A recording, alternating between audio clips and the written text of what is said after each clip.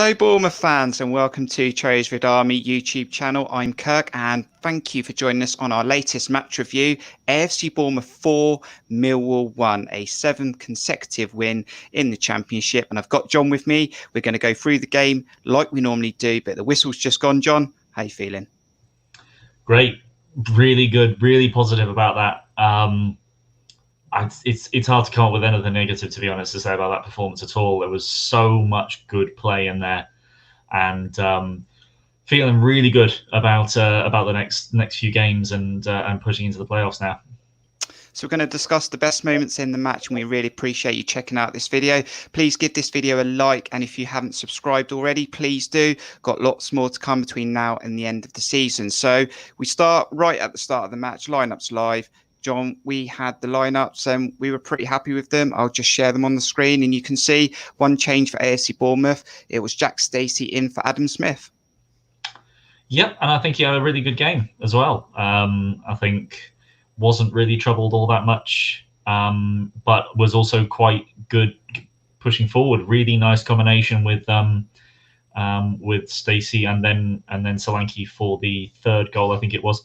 So yeah, just reinforces that he's definitely capable of coming in and swapping in for Adam Smith if necessary, and pretty much the entire team had a really good game. Shame about Lloyd Kelly, but we'll get onto that, I'm sure. So the whistle went then, and it was weird, Jon. We know that sort of set kickoffs have sort of changed in the recent years of football, but Millwall would start the kickoff with sort of flick back to a player and he would hoof it almost like Johnny Wilkinson rugby style. It was really weird. Did you see the start of the kickoff? I wasn't entirely focusing on it, so I didn't see the actual flick up to the boot, but I did notice that the ball was coming down from very high when I think it was Lerma that by accident headed it straight back to the keeper. But that was a new one. I haven't seen that one before myself. Very strange. So the first 10 minutes then, the early exchanges probably went to Bournemouth. I thought Brooks looked quite lively, and we did have a disallowed goal with a good link-up play between Brooks, Solanke and Danjuma. The goal wasn't given, but yeah, we looked pretty good first 10 minutes.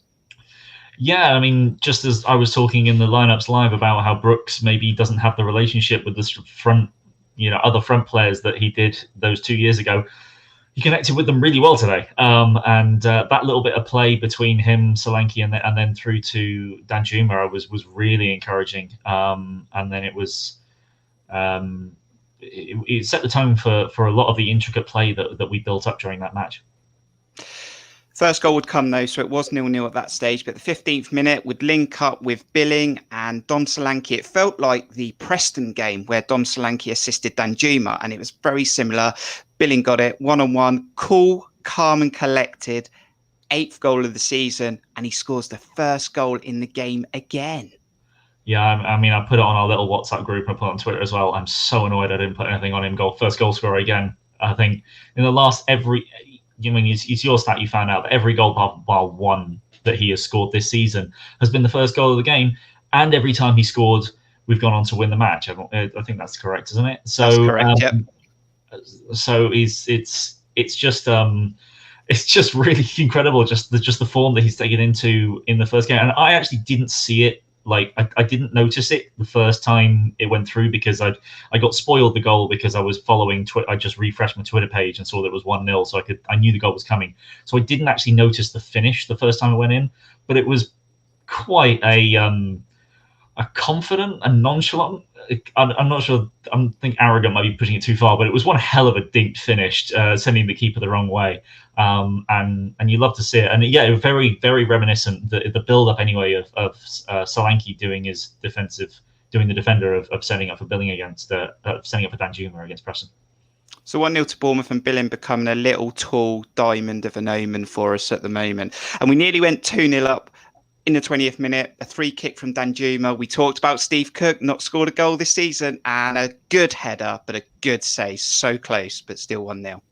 Yeah, I think there was quite a few Bournemouth supporters that were out of their seat when they saw a Steve Cook getting on the end of that cross. And for once, a really good set-piece delivery as well. Danjuma again putting in a good ball into the box. And we did have another chance a little bit after that, I think it was, with Brooks putting in a corner with Solanke. trying to get in at the near post, which I'm a little disappointed he side foots it, because I reckon if he actually tries to just lace that in, he fires it into the near post because the goalkeeper's scrambling back from his back post. So, yeah, it was a close one and a really good save from Biekowski actually, but just not to be for Steve Cook, unfortunately, this season so far. We said so many times this season that when we're winning 1-0, we just want to get that second goal and make it a little bit easier for us. And we did get that second goal, 26th minute. And Asmir Begovic, what a goalie he has been this season. Quick reactions, releases the ball out of his feet from his own penalty box. And Danjuma literally runs onto it and does what Danjuma does week in, week out at the moment. I think that's 5 goals now in 5 games. And I think it might be his 15th or 14th goal of the season. And he made 2-0. Yeah, that's I'm pretty sure that's Begovic's second assist this season as well, if I'm not mistaken. And then there's also you reminisce of the big throw he sent out to Stanislas for the goal against Barnsley. Yeah, Barnsley in the 3-2 loss. So yeah, I mean, I mentioned it many weeks ago on one of the free-for-alls. I think that we just haven't counterattacked. We haven't looked like a team that wants to counterattack for the last couple of years, and only recently have we actually just begun to actually, Begovic in particular, just deciding, actually the chance is there. I'm going to throw it quick. I'm going to kick it far. I'm going to kick it quickly. And on first viewing, I thought Danjuma might have handled it to make one of his touches, but I don't think. I'm not entirely sure. I'd have to see it a few times more because he did bounce awkwardly. The pitch was quite horrible today for poor bounces and slipping, but. The more touches he took, I thought the less likely Danjuma was to score that, and he still manages to tuck it away past the goalkeeper. But yeah, just love seeing more counterattacks and players actually wanting to counterattack. There was a moment, I think it was the second. Actually, I can't remember exactly when it was, but another time where I think it was the second half when Begovic gets the ball from a long throw, and Brooks just thunders down the pitch, just looking for that counter-attacking opportunity, and that's what I really like to see from our players. And there's only one thing I like more than a goalkeeper assist, and that's a goalkeeper goal. But unfortunately, we're going to have to wait a little bit longer. Begovic has already got one of his career actually, and so has Travers actually, which is funny. Both goalkeepers have, but yeah, just love to see a goalkeeper assist. So 2-0 up, very, very comfortable. We're enjoying watching another football match, watching AFC Bournemouth, and Lloyd Kelly would go down then with an injury, and he would have to come off for Rico in the 37th minute. A concern. It's one of those things we want players to stay fit between now and the end of the season. Yeah, it was unfortunate because he goes on a nice run. He doesn't play the pass when he should, but the tackle that ensues, his ankle definitely gets caught when I saw the replay of it, and then. I wondered why he wasn't running back to get into position immediately, and he'd obviously felt something, and then obviously the ball clears about 30 seconds later, and he goes down, stays down, and he hobbled off. He wasn't actually supported by Steve Hard as he made his way off the pitch, but there was a flash on the AFCB TV feed that they showed up Lloyd Kelly in the stands, and he had 2 crutches and a protective boot on. So.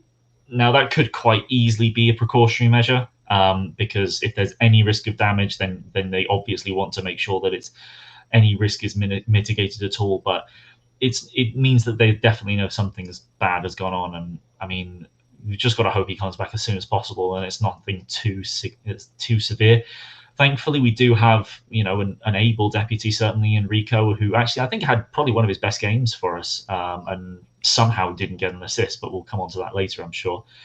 And then if the worst comes to the worst, we do actually have quite a nice a youth player that we do really want to see come onto the pitch a bit more, and Zamora, who I'm sure will take Rico's place on the bench from now on. But, I mean, fingers crossed he comes back in time for the playoffs. Yeah, let's hope it's just a precaution, and we hope that Kelly can continue playing between now and the end of the season because he has definitely been exceptional the last few games. 43rd minute then, just leading up to half-time, David Brooks has Stanislas breathing down his neck for that position, and David Brooks, a player we know has this talent in the locker, gets himself in the box, reverse shot, AFC Bournemouth 3, Millwall 0. Yeah, and I love the build-up to that goal as well because it's quite tight play between Stacey and Brooks. On about the halfway line, completely fenced in. Stacey, nice ball up the line to Solanke. He controls it well, feeds through Brooks. And Brooks does what I was mentioning in the lineups live. I want him to be more adventurous. I want him to take on a man. I want him to show what he can do. He's been too risk averse, I think, recently. And earlier on in the match, he'd also, I think it was about 10, 15th minute, he took on a centre back, did him, and then slipped as he was trying to shoot. And in that situation, this time, takes on his man, beats him on the inside, cuts it back, and a really, really nice finish. Does the keeper as well. So, I mean, we were absolutely loving it at half time. Some of the play that we pulled off, and some of the goals were just brilliant to see. So we go in at half-time 3-0 up, and we're in a bit of a catch-22 situation now, John. You know, we want our players to stay in form. I'm sure they're going to want to stay on the pitch and try and be the best they can and get as many stats as they can. But we also need to sort of wrap them up in cotton wool and protect them. But this Millwall team have had 17 clean sheets. I mean, at half-time, I don't think they really threatened our goal that much. I remember a Sahora half chance that went past the post early, but really, we were quite comfortable. Oh yeah, really good, really, really good. I think having that Lerma-Pearson combination in front of the back four just really helps with that in covering when the fullbacks push on, and just generally as great battlers in the middle of the pitch. And I mean, I was looking at Ben Pearson. They were showing a replay of a long ball that Pearson played in behind Millwall 1 point. I mean, he just looks like Harriata 2.0. It's just like everything about the way he runs, the way he plays a long raking pass into the final third. It's just like you read. It's what is it on Football Manager? You know, when a player goes too long, and then eventually gets reborn as a youngster. Earlier on, they're like reincarnated players or whatever. I mean, it's a different name, but it's like Harriata got a patch update and just is the same player, but with a bigger beard and long flowing locks. It's just amazing to see the similarity between the two. But yeah, Lerma, I think, had an oddly slow start. It was very reminiscent to his start against Norwich, I felt, but then picked himself up and had a great 70 minutes after that. But all round, we really held them at arm's length completely. Didn't look like we were going to concede at all, and looked like we could create a goal at will, to be honest. But we did concede a goal, 48th minute, and I'm not quite sure who to blame yet. I only get one look at it because I was on the red button, but there was a mistake from Steve Cook, which would lead to that man, Jed Wallace, to score for Millwall to make it 3-1. Yeah, I've seen a couple of replays, but I'm still not entirely sure, whether Cook... Because the problem is, I think Carter Vickers probably should be trying to win the header as the cross goes over him, but Steve Cook doesn't anticipate, that it missing him. Which if he trusts the centre back partner, then he expects him to get it. So he then doesn't connect with it properly. He spills it backwards, and Jed Wallace is on it in a flash because he's already that side. He's already goal side at that point, but not offside because it comes off a defender. So it's annoying. And I mean, I think one of the things I like to see there was when the ball went past Begovic, as or in a replay, he slammed his fists on the ground. He was so annoyed he lost that clean sheet, which is exactly what I want to see. I want that from my defenders and my goalkeeper, because that is your bread and butter. Obviously, the goalkeeper more so than the defenders, particularly if they're meant to be ball players. But yeah, it was worrying. It was annoying to lose that goal, but I still wasn't really that worried that we'd concede again. It was Carter Vickers, I think, had a bit of an interesting game today as well. He was far riskier on the ball than he normally is. He's very much more like hoof it long if we were under any pressure. And once or twice he looked like he might get caught, but thankfully didn't. I think with Steve Cook now in his 30s, I mean, I don't think I think conversations can be said about whether he's necessarily past his prime or not. But with the way, particularly the way he's made his name as a fan's favorite is putting his body on the line and the incredible last ditch sliding tackles that he pulls off. But he has made mistakes over the course of his career, and I don't think there's any need for us to sort of say, right, okay, we lose him now, because he's an incredible leader and exactly the kind of person that you want amongst your team. But we do need to be looking at who is the next player that's going to come in to challenge Steve Cook for that place in left centre back, and that's something we do need to be looking at for the future. Definitely a discussion to be had in pre-season.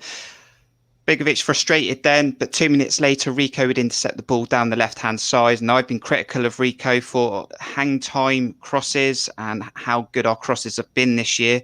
And he would drill one, a good cross across the box. Dom Solanke, 6 yards out. Number 9, just puts it somehow over the bar. I don't know how he missed that. Still 3-1. I mean, that wasn't just a good cross. That was an impeccable cross. That was nigh on a striker's dream. That cross. It does sort of hit the ground quite far in front of Solanke and ends up sort of hitting him at about, or if he hadn't raised his foot, probably would have hit him just above the knee and around the thigh. But even that, you know, you just got to keep the ball down. He's got to do almost nothing but make sure the ball stays low, and he puts it in the back of an empty net. And I just don't know how he missed it. I mean, you can see the frustration on him, and he probably won't be able to believe it, to be honest, that he's missed that. And he does, in essence, make up for it, as we'll get onto. But I mean, there's just no excuse for that. That was the biggest chance of the match, and somehow it was the one that it was missed. Well, I was gutted because he's my hero now. But in the 66th minute, when I think he's not a number 9 striker, he would link up with Phil Billing, 1-2s round the Millwall defence, and Cool this time calmly sticks it away in the bottom corner. 4-1. Dom Solanke, 15th goal this season, 3 games to go. Yeah, I mean, as you've said, goals in the playoffs won't count towards that 20 goal. No. Exactly. But we'll take them, but they won't count. Yeah, exactly. You know, he's still fighting with Arnie for top goal scorer this season. I mean, we'll see whether he gets it or whether Arnie does pull away with a couple more towards the end of the season. But I mean, it was mentioned on Twitter about I remember the Athletic's Bournemouth cover sort of saying on Twitter how good a finish that was and well played it was from Solanke. I'm just in awe of Philip Billing, to be honest, in that goal, because it wasn't just the intricate play. I was noticing before that how he was pulling left to provide an option in the open space, and then when Brooks has the ball about 25 yards deep, he's the one you can see just out of picture, moving back into the middle to receive the ball. A nice pass in between 2 midfielders for Brooks to find him, and from then it is just great play from both of them. One touch, intricate. Solanke being back to the defender, quickly turns to get himself around onto the through ball, and as you said, really calm, sends the goalkeeper the wrong way, and a lovely finish. But yeah, Philip Billing, I think I put on Twitter, if anyone wants to know why Philip Billing has done so well in number 10, just look at the sort of 20 to 30 seconds building up to that goal, because just his calmness personified in the build-up to that was just something to behold. It really was. I still can't believe where this player's come from. It's blowing my mind week in, week out. But fair play to Bill. He's something special at the moment. Now, that would obviously force some substitutions, which were obvious to happen, and Woodgate needs to protect players. So Danjuma, Dom would come off, Surridge and Stanislas would come on as well. But we still had more chances at 4-1 up.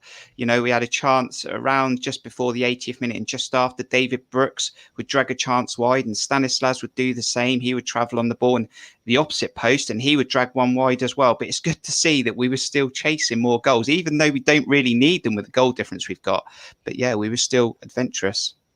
Yeah, I think counter-attacking was a lot easier at that point in the game as well. So we were making a lot of good chances. And yeah, the Brooks, very unfortunate for it to hit the post. I really thought that was going to sneak in off the post, but it bounced out.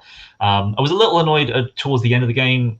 Stanislas ends up on the byline kind of and seems to shoot from a very tight angle when Surridge was completely free on the 6-yard line. But you know, we were 4-1 up. It's just I just every time Surridge is on the pitch, I wanted to score so that we can keep shouting into the void of Twitter that he should start ahead of Solanke. But yeah, I mean, we didn't need the goals. We protected the players that we needed to for the most part. And yeah, we really could have made it plenty more in that game. And it was great to see. I did find it very odd that Billing wasn't taken off. Just very, very odd, because it was just after the 4th goal that he goes in because we almost conceded, actually, of course, straight after the 4th goal. It was David Brooks clearing off the line from a scramble in the box.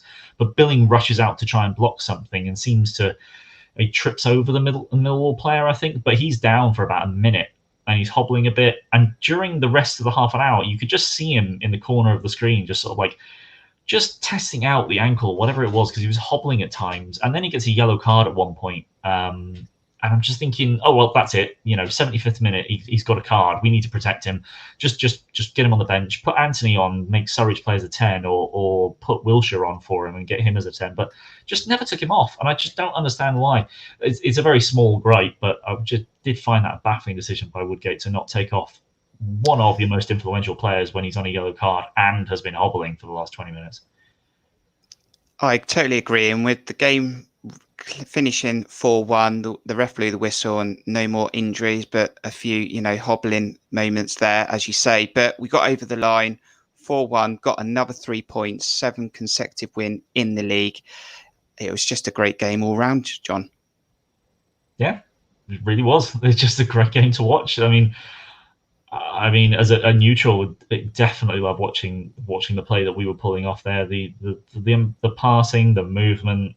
It was just back to some of the best. Well, I think that probably was up there as one of the best performances of the season. It really was, like, up there with the 3-0 against Swansea. Just pretty much 90 minutes of really solid defending for the most part, apart from one mistake, and some great attacking link-up play and some really nice goals to add to that. And easily one of the best performances of the season from the team for 90 minutes.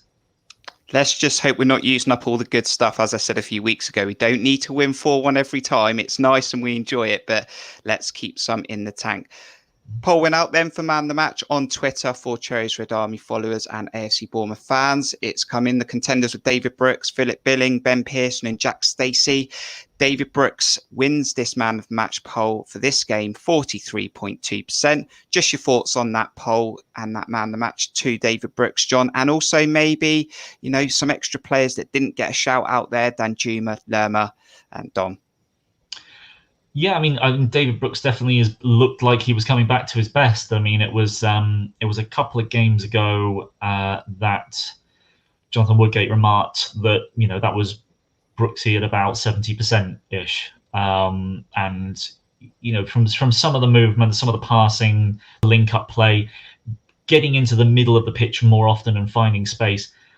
That was more like the kind of David Brooks that we knew 2 years ago. So it was great to see, and I've got no arguments with him getting the man of the match. Mine would have been for Philip Billing, but I mean, I'm kind of getting obsessive at this point, to be honest. Ben Pearson had another great game, and Jefferson Lerma's was in a shout. I know we're sort of discussing in a WhatsApp group was kind of between Lerma and Stacey as to get the 4th spot. I went for Stacey because I do think he had a really good game. Without being exceptional, but coming back into from not playing off, from not starting for a couple of months, and being very solid defensively and providing a good avenue going forward was great. But to be honest, Danjuma, only because he played 60 minutes, is probably the only reason that he wasn't in the shout there. If Solanke hadn't missed that sitter, I reckon he probably would have taken one of the spots in the man of the match poll. But Begovic with the assist, nothing he could have done about the goal. So yeah, I mean, there really isn't anyone that I could pick out and say had a bad game. But I think Pearson, Billing, and Brooks certainly were well above and beyond the rest of a very good performance. We'd love to know what you think in the comments. Let us know what you think the best goal was, the best moments, who you thought performed, maybe the goal we conceded. Yeah, let us know in the comments. We'll read each and every one. We're going to take a look at the other results in the Championship and latest scores as we're currently recording this, and have a look at that table just to wrap up this latest review show. But this is your opportunity to please hit that like button. It does help the channel, and also subscribing as well. Please do it. Please do it now.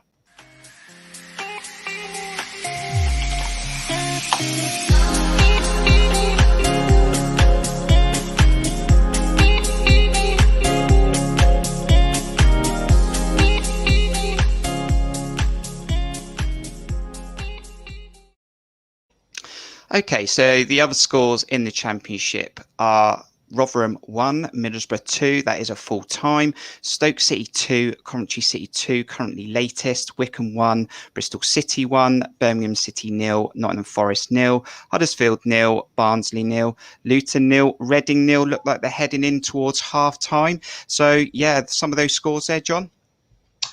Yeah, well, I mean, Rotherham went 1-0 up and then went a man down. Not what they want, really, when they're fighting to get out the relegation zone. And unfortunately for them, Middlesbrough did capitalise. And that's fantastic news for Derby, but not so much for Rotherham.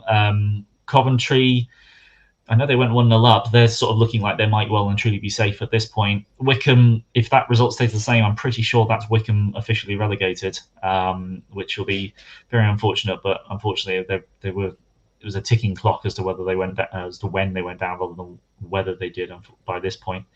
And the rest, well, 0-0s. Most importantly of that is Luton versus Reading, still 0-0.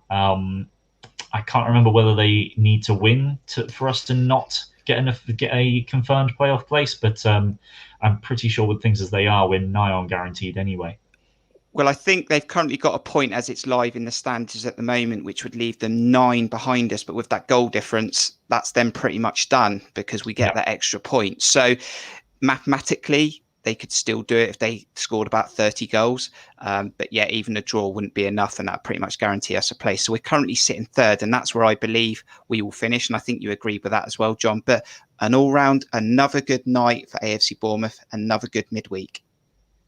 Yeah, and just continuing that run of form. I mean, 7 in a row. Well, I would imagine the last time we did that was probably when we were back in the Championship last time, if not League One. The last time we got this many in a row certainly wouldn't have been in the Premier League. So it's one of the things that I suppose is like why, even though it's horrible to go down, if your team can consistently perform well, these are the kind of runs that you hope that your team will then go on to produce to get back into the Premier League at the first attempt. And I mean, like I said, that was probably some of the best football we've played all year. So to be, I was worried that we might have been starting to peak a couple of games ago, and then to come back from behind, even against their men, and play well against Norwich, and then really dominate Millwall today. I'm really looking forward to the Brentford game, and if we can put in anywhere near as good a performance in that match as we did today, then we will look overwhelming favourites to go up in the playoffs. Moving on to Brentford then, very briefly, John, your thoughts on that one? It's a delicate situation for Woodgate now, wanting to protect the best players in the team with the playoffs pretty much nailed on, guaranteed now. Your brief thoughts on that game against Brentford, because it could be sort of a playoff rehearsal. It could be, but I mean, if we finish third, then they won't be finishing sixth. So the earliest the only time we'd face them would be in the final. But yeah, I think if we go out with the strongest side we can and really go at Brentford and win that game, I think as much as Swansea could still challenge us for third, we'd pretty much be nailed on for third place, at which point we can maybe start resting teams against Wycombe, who will already be down, and Stoke, who are well and truly on the beach. So I think I mentioned it in the free for all against the Norwich game. The Norwich match was meant to be the first chance for us to really see Woodgate to go toe to toe, sort of more tactically, and against one of the better teams in the division. That's against the best team in the division. But obviously, when the situation changed after 20 minutes, that wasn't really the case anymore. Now you're looking at, okay, well, Brentford is the last big game before the playoffs. Like, how are we going to perform? That's going to be the real sort of the dry run, I think is the phrase I'm looking for. The practice match, as it were, is to see like how are we going to perform against one of the teams we will probably end up facing in the playoffs, and that's a big challenge. But with the place sealed, there's no real pressure on the match. It's just about making sure that we continue the good form. I wouldn't be disappointed with the draw at all at home to Brentford, and with their form, it probably will be. But there's no reason why our players couldn't go out and say, you know what, we're just going to rush it and absolutely blitz Brentford and take them to the cleaners, because if we can do it against a team like Millwall that have the defensive record that they do, we can definitely do it against a team like Brentford who don't have anywhere near the defensive performance really that Millwall do in terms of clean sheets. So, and it'll be interesting as well. 2 top scorers in the league going up against each other. We've actually retaken that crown with the 4th goal. So. Yeah, I mean, no surprise it's on the telly with that kind of prospect coming up. And as much as I hope it's a high-scoring game, I hope we score the most of them. Jon, I appreciate you joining me and giving your input on this latest Championship match. Thank you very much. No problem. Nice to be on again. Thank you to everyone who's joined us checked out the preview and joined us for Lineups Live and this review. As I said, please give us a like and a subscription. We will have a live match preview show for you on Friday. You don't want to miss this one. Check it out on Twitter. Details will be posted on Thursday evening and Friday morning. So AFC Bournemouth 4, Millwall 1. Magnificent 7. The boys are on their way home. You're in safe hands, boys. Woodgate's at the wheel. Yeah, we're on track. Enjoy the rest of your week. Up the Cherries.